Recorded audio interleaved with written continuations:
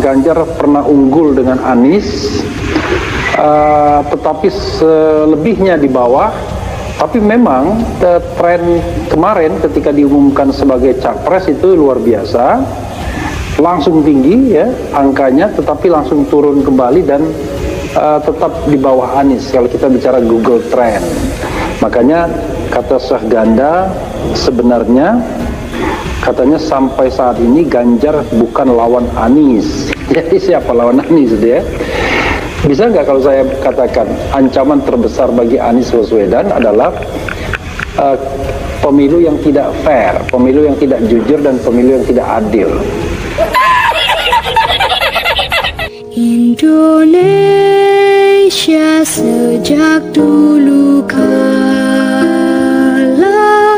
tetap dipuja-puja bangsa. Refli Harun mulai berangan-angan, berimajinasi, bahkan sudah mempersiapkan jawaban bila Anies nanti kalah di 2024. Kasihan banget nih orang sedang berimajinasi sangat tinggi ya. Sangat tinggi. Kita cek sama-sama statementnya. Tidak ada lawan. Anies itu sudah tidak ada lawan. Ganjar itu bukan lawan Anies, nggak sepadan.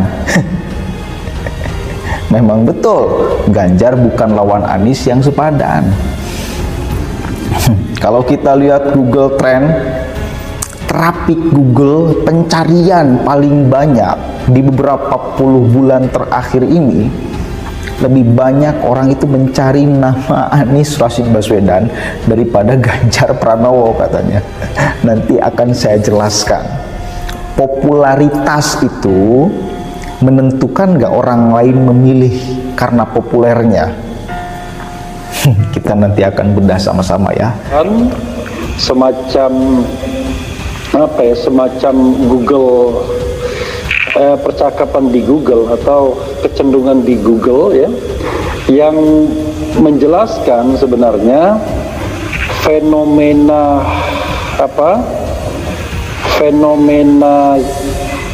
Ganjar Pranowo itu fenomena yang sebenarnya cuma momental ya, istilah dia ya, karena grafik Google Trend dia menunjukkan bahwa fenomena Ganjar hanya bersifat momental. Diumumkan capres saja, Refli Harun mulai berangan-angan, berimajinasi, bahkan sudah mempersiapkan jawaban bila Anies nanti kalah di 2024. Kasihan banget ya orang sedang berimajinasi sangat tinggi. Kita cek saja statementnya. Tidak ada lawan Anies, itu sudah tidak ada lawan Ganjar, itu bukan lawan Anies, nggak sepadan. Memang betul Ganjar bukan lawan Anies yang sepadan. Tidak bertahan lama itu artinya rakyat tidak banyak yang benar-benar peduli dengan Ganjar. Itu kata Syah Ganda Nainggolan ya. Kalau kita lihat misalnya perbandingan di Google Trend selama 12 bulan terakhir ya. Kalau bisa lihat enggak ya, mungkin ya, enggak kelihatan ya, karena ini cuma HP toh. Jadi kalau kita misalnya lihat ya, di sini percakapan yang terkait atau tren yang terkait dengan Anies Baswedan itu jauh mengungguli Ganjar Pranowo. Ada bulan di mana Ganjar pernah unggul dengan Anies, tetapi selebihnya di bawah. Tapi memang tren kemarin ketika diumumkan sebagai capres itu luar biasa, langsung tinggi ya angkanya, tetapi langsung turun kembali dan tetap di bawah Anies kalau kita bicara Google Trend. Makanya kata Syah Ganda sebenarnya katanya sampai saat ini Ganjar bukan lawan Anies. Jadi siapa lawan Anies dia? Bisa nggak kalau saya katakan ancaman terbesar bagi Anies Baswedan adalah pemilu yang tidak fair, pemilu yang tidak jujur, dan pemilu yang tidak adil. Kalau kita ngomong begini, wah pasti akan dikritik balik. It's okay. Itu ngomongin tentang Syah Ganda Nainggolan. Siapa dia? Itu adalah relawan Anies. si Syahganda ini pernah ngomong, hanya Anies yang bisa mengangkat harkat Republik ini. Gila.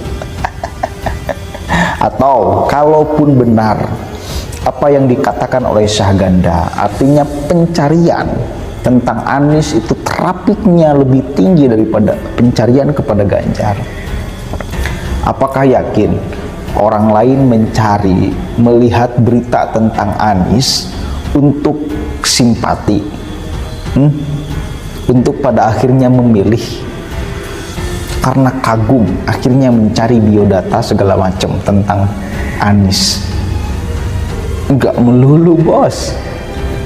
Saya itu sering mencari berita tentang Anies di Google, dan alhamdulillah saya mencari berita tentang Anies bukan kemudian untuk memujinya,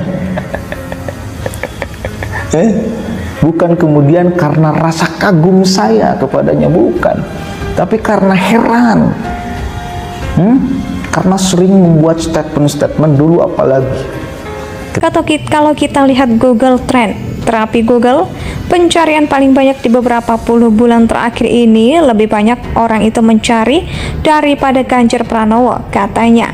Nanti akan saya jelaskan popularitas itu menentukan nggak orang lain memilih karena populernya. Kita nanti akan bedah sama-sama ya.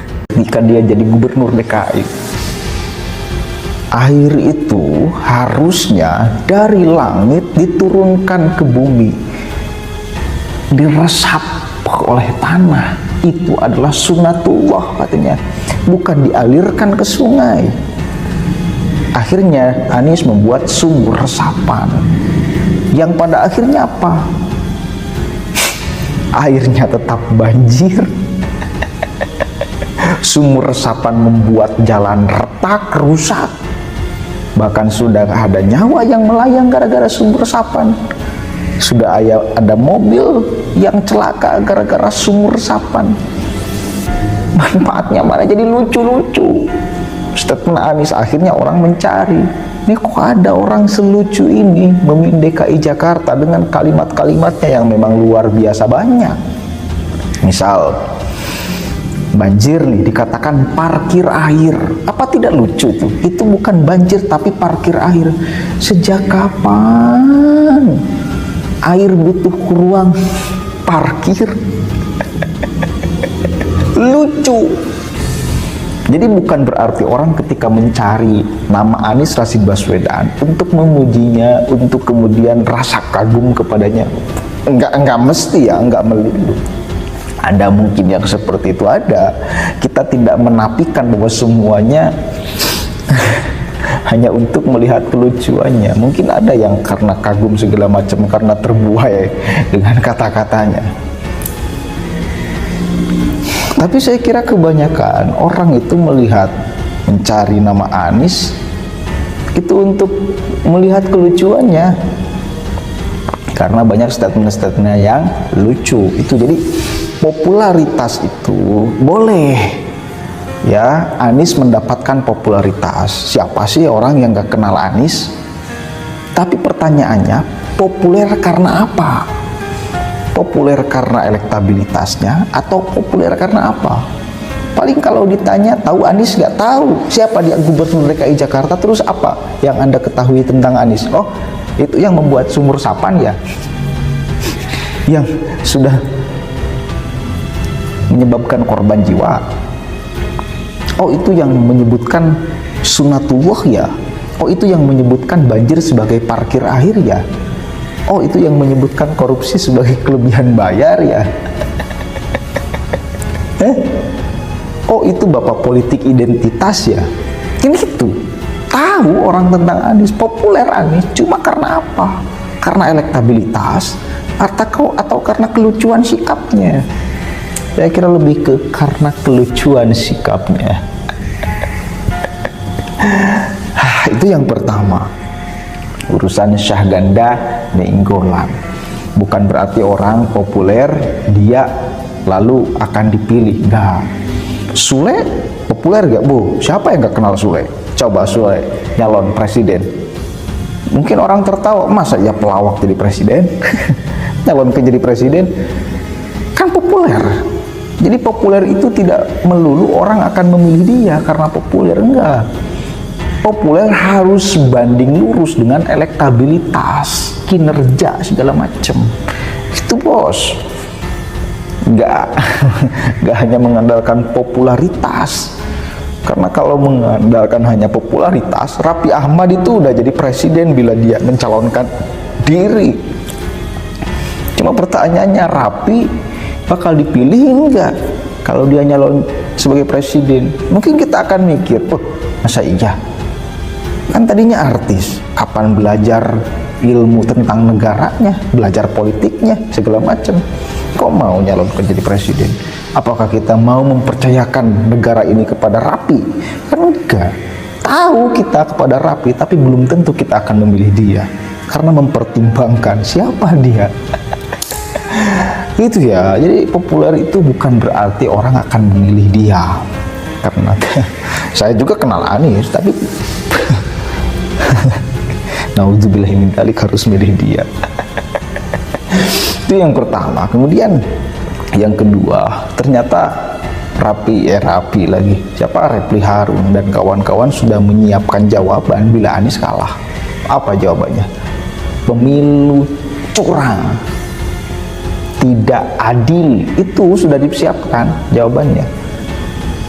Kan dia ngomong tuh si Refli Harun, Anies itu hanya akan kalah bila pemilunya tidak jujur, tidak adil, curang. Gila nggak kira-kira? Sudah mengeluarkan statement itu. Anies hanya akan kalah bila pemilunya curang, tidak adil. Ini sudah nuduh luar biasa ini kepada KPU, kepada Bawaslu. Seolah-olah nanti 2024 itu pasti curang kalau Anies kalah. Kalau Anies menang, oh nggak jadi curangnya, adil. Somplak banget. Tapi ya itu selalu mereka kemudian akan gaungkan sebagai alasan, sebagai upaya Anies tetap punya marwah bila nanti kalah. Oh, ini bukan karena kalah, tapi karena dicurangi, karena pemilu yang tidak adil, tidak jujur.